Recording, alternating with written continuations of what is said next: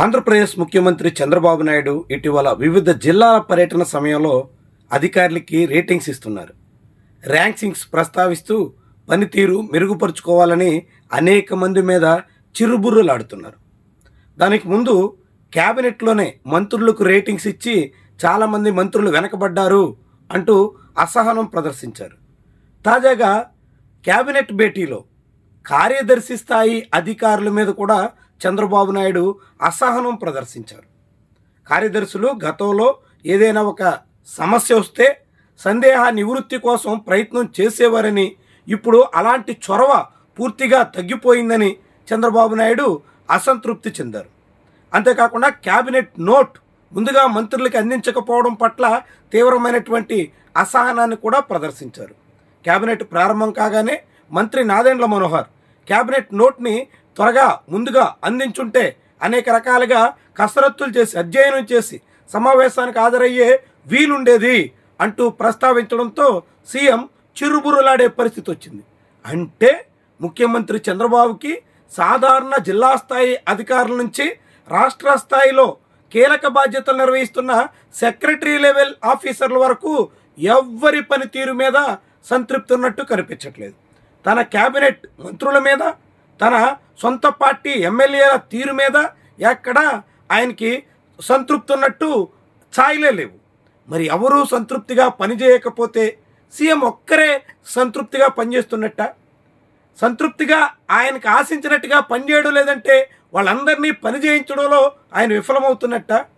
వాళ్ళందరూ ఆయన ఆశించినట్టుగా పనిచేయడం లేదంటే చంద్రబాబుని ఖాతరు చేయడానికి యంత్రాంగం ఏమాత్రం సిద్ధం కావడం లేదన్నట్ట? అసలు ఏం జరుగుతోంది ఆంధ్రప్రదేశ్లో అనే ప్రశ్న ఉదయిస్తుంది. ఎప్పుడైనా టీం మంచిగా పెర్ఫార్మెన్స్ చేస్తే అది టీం లీడర్ క్రెడిట్ అవుతుంది. టీం సరిగా పెర్ఫార్మెన్స్ చేయకపోతే తొలుత కెప్టెన్నే బాధ్యత చేస్తారు.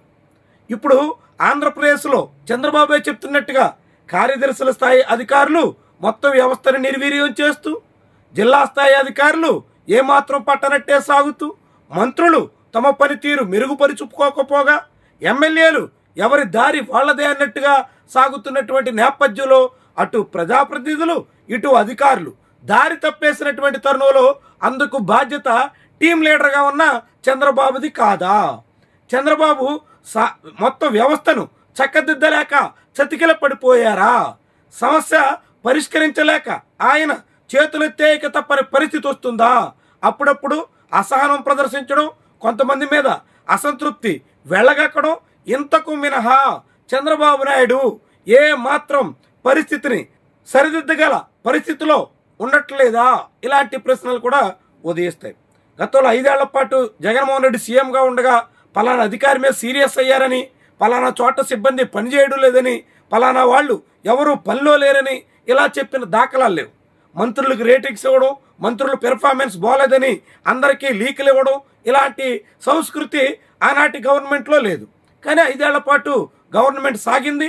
5 ఏళ్ల పాటు ఆ ప్రభుత్వ వ్యవహారాలు చక్కదిద్దుకున్నారు.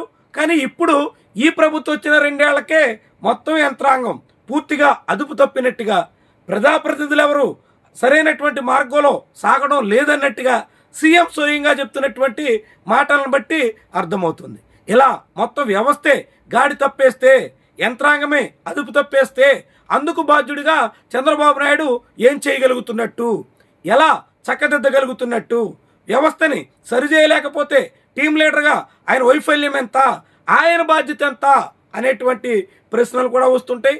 ప్రభుత్వంలో జరుగుతున్నటువంటి లోపాలకి ఇప్పటికీ యంత్రాంగం మీద నెట్టేసి వాళ్ళదే తప్పిదం అన్నట్టుగా చెప్పేసి, కాకుంటే క్షేత్రస్థాయిలో ఎమ్మెల్యేల పనితీరు మీద అసంతృప్తి వ్యక్తం చేసేసి వాళ్ళనే బాధ్యులుగా మార్చేసి తాను మాత్రం ఎంతో కష్టపడుతున్నట్టు, తన వల్లే ఇవన్నీ జరుగుతున్నట్టు, మంచి జరిగితే తన క్రెడిట్ అన్నట్టు, ఏదైనా చేటు జరుగుతుంటే ప్రజల్లో అసంతృప్తి పెరుగుతుంటే అందుకు అధికారులది ప్రజాప్రతినిధులదే బాధ్యత అన్నట్టుగా చేతులు దులుపుకునే ధోరణిని చంద్రబాబు ఇంకా విడిచిపెట్టలేదా అనే మాట కూడా ఇక్కడ ఎదురు కాక తప్పదు. ఏమైనా ఆంధ్రప్రదేశ్ రాష్ట్ర ముఖ్యమంత్రిగా చంద్రబాబు నాయుడు వైఖరి అత్యంత విస్మయకరంగా కనిపిస్తోంది. యంత్రాంగం పనిచేయక, ప్రజాప్రతినిధులు దారిలో లేక మొత్తంగా మరి ముఖ్యమంత్రి ఏం చేస్తున్నట్టు అనే ప్రశ్నలకు ఆస్కారం ఇస్తోంది.